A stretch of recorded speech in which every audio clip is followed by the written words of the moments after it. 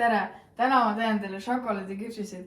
Vaja on jahu, pruunisuhkrut, söögisoodat, võid, muna, šokolaadinööpe ja suhkrut.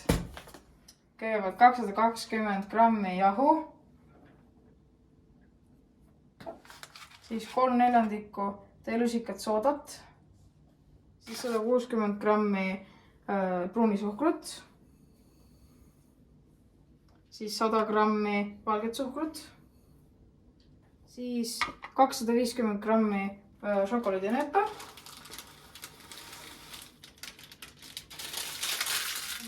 kuiv segu olemas ja nüüd on meil vaja või ja muna siis kokku segada ja siis lisada ülejäänud seguga. 170 grammi võid ja 1 muna.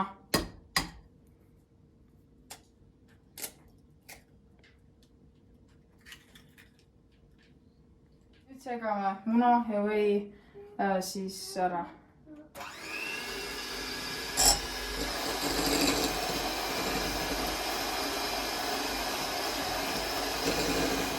Segame siis muna ja või segu koos ülejäänud seguga.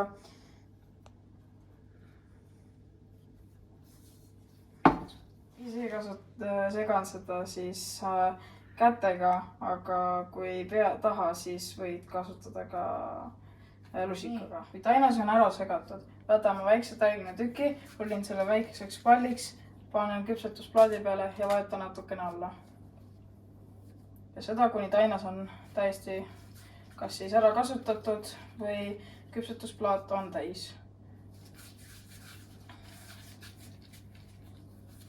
Ole kindel, et pall on väike, sellepärast, et kui see liiga suur on, võib see paisuda liiga suureks küpsiseks.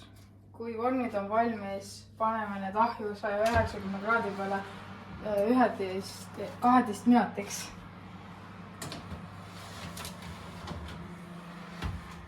Kui 12 minutit on läbi, siis võtta küpsised asjast välja, pane need mingi turvalise koha peale jahtuma ja kui sul on veel jahu tainast alles, pane järgmine plaat ahju. Kui küpsised valmis, võib nooding avata.